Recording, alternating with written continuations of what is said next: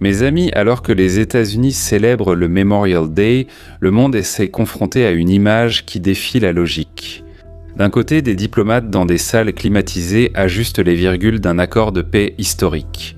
De l'autre, le métal tordu d'un drone espion orbitaire tombe dans les eaux de Bandar Abbas. Le régime de Téhéran projette une image de paix pour gagner du temps, tandis que ses crocs restent plantés dans la gorge du commerce mondial. Parce que le commandant de la défense aérienne iranienne vient de confirmer la destruction d'un drone de reconnaissance israélien au-dessus de la province de Hormozgan. L'incident survient précisément au moment où Trump annonce sur son réseau social un mémorandum en 14 points pour un cessez-le-feu de 60 jours qui serait pratiquement conclu. La chute du drone dans les eaux iraniennes, récupérée par la police maritime, remet en cause toute signature diplomatique dans un avenir proche. Et pour comprendre ce choc, vous devez comprendre la nature de la garde révolutionnaire. Ils opèrent comme un État parallèle. Alors que le ministère des Affaires étrangères de Téhéran parle de règlement des questions en suspens, la garde révolutionnaire tire des missiles. Ils possèdent leur propre marine, forces aériennes et services de renseignement qui ne répondent pas à la diplomatie officielle. L'abattage de l'orbitaire est une démonstration de force intellectuelle. La garde dit que, même avec l'accord, ils détiennent la clé du détroit d'Ormuz. La destruction du drone israélien à Hormuzgan a eu lieu pendant les négociations de cessez-le-feu. Cela signifie que l'Iran maintient une stratégie à double visage, où la diplomatie n'est utilisée que pour alléger les sanctions, tandis que l'agression militaire sert à garder le contrôle physique du détroit d'Ormuz. Le risque d'un cessez-le-feu qui ne cesse jamais est l'effondrement de la confiance des marchés. Cela maintient le prix du baril à un niveau de guerre. Et ce qui se passe à Bandar Abbas a un impact direct sur la station-service à São Paulo ou à Rome. Si l'Iran indique que la voie navigable reste une zone de destruction, le coût du fret maritime mondial demeure prohibitif. Et le monde observe si Trump parviendra à forcer l'Iran à rejoindre les accords d'Abraham ou si le mirage de la paix s'évaporera avant le coucher du soleil. Commentez ici, je lirai votre avis. Le président du gouvernement est-il prêt à céder à la pression des porte-avions ? Mais il y a une technologie américaine qui a changé le cours de cette hésitation. La réponse des États-Unis à la guerre de l'ombre de l'Iran porte le nom de LUCA. Il s'agit d'un système d'attaque non habité à faible coût, produit par SpectreWorks en Arizona. Chaque unité coûte environ 35 000 $, ce qui est moins cher qu'un pick-up de taille moyenne sur le marché américain.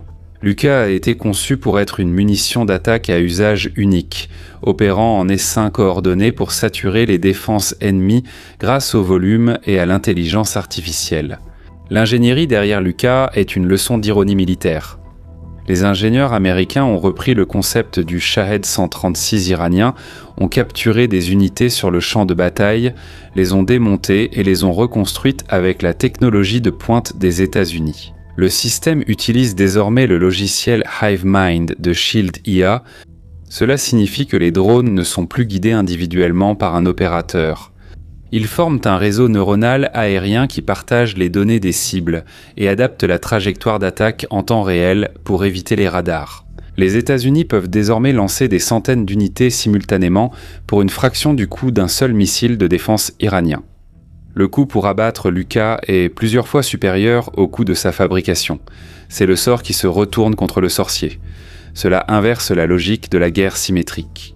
Désormais, cette chanson, c'est le shérif qui inonde le champ de bataille avec une technologie bon marché et jetable, rendant toute défense statique de l'Iran obsolète et financièrement insoutenable. Cette technologie est surveillée de près par Taïwan et les Philippines. Si l'essaim de LUCA parvient à neutraliser les radars à Hormuz, le modèle sera reproduit dans le Pacifique pour contenir la flotte chinoise. La guerre n'est plus une question de qui possède l'avion le plus cher, mais de qui peut produire du renseignement létal à l'échelle industrielle. LUCA est le marteau qui frappe à la surface, mais la véritable surveillance se déroule là où les yeux du régime ne portent pas. Maintenant, abonnez-vous à la chaîne, activez la cloche des notifications et laissez un like sur la vidéo parce que ça demande du travail. L'Iran affirme avoir utilisé un système spécialisé, possiblement le Majid, pour détecter et abattre l'orbitaire israélien. Ce drone israélien que l'Iran a dit avoir abattu. Le Majid est un système de défense aérienne à courte portée produit localement, que Téhéran présente comme capable de suivre des drones à faible signature radar. Cependant, l'historique des abattages iraniens est marqué par des incidents de perte de liaison. Lorsque le drone perd la connexion avec le satellite et s'écrase à cause d'une défaillance technique, il est ensuite présenté comme. Cependant, il n'est pas d'accord. La réalité du combat avec des drones implique le risque constant de perte de signal. Dans des zones de brouillage intense, d'interférences comme le détroit d'Ormuz, des drones comme l'Orbiter ou le RQ-170 peuvent en passer en mode d'urgence. Si la navigation échoue, le drone s'écrase. L'Iran surveille ces incidents et récupère rapidement les débris dans l'eau, alimentant un récit de supériorité technologique, souvent éloigné de la réalité. Créant ainsi un récit de supériorité technologique qui ne correspond souvent pas à la capacité réelle de ces radars Majid à détecter des cibles haute performance. Et ce qui se passe, c'est un jeu de propagande où les défaillances techniques des systèmes sans pilote sont utilisées pour gonfler le moral de la garde révolutionnaire. Cependant, la surveillance persistante de modèles comme le RQ-4 et l'Orbiter continue de cartographier chaque centimètre de Bandar Abbas. Si l'Iran contrôlait réellement l'espace aérien, il n'y aurait aucune raison de négocier un cessez-le-feu sous la menace de 2 groupes de porte-avions américains. Cette guerre de radars et de drones invisibles détermine qui contrôle les routes d'exportation.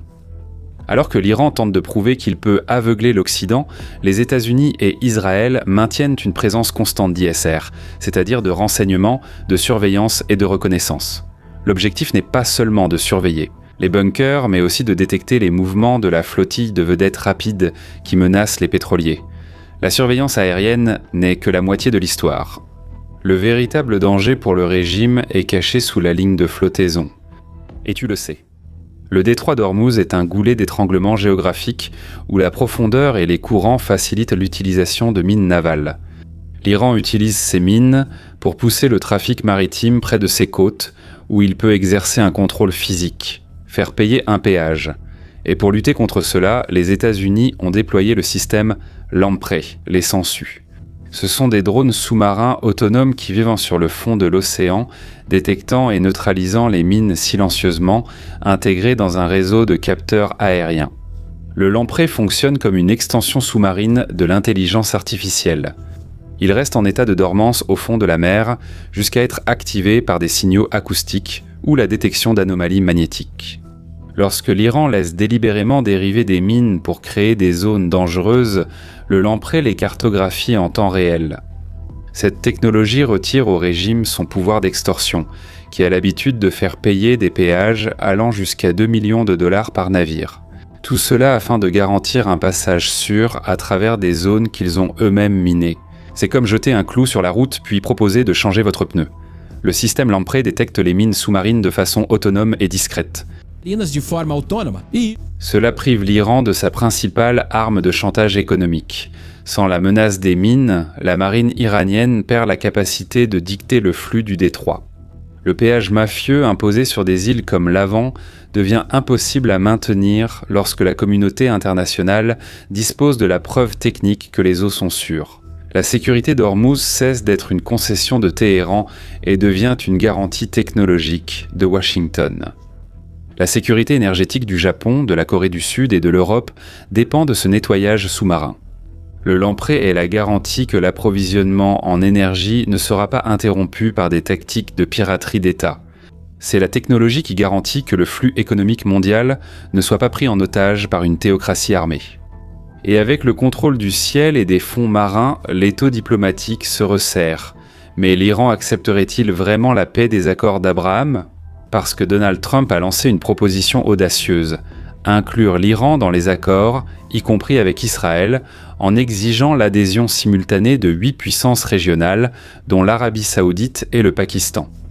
Le mémorandum en 14 points exige la fin totale du programme nucléaire, la remise du stock d'uranium et l'ouverture sans restriction du détroit d'Ormuz.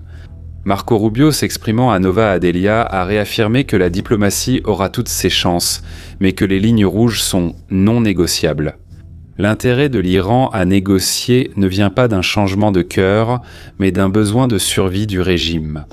Le blocus naval a déjà détourné et neutralisé plus de 100 navires commerciaux, asphyxiant l'économie de Téhéran.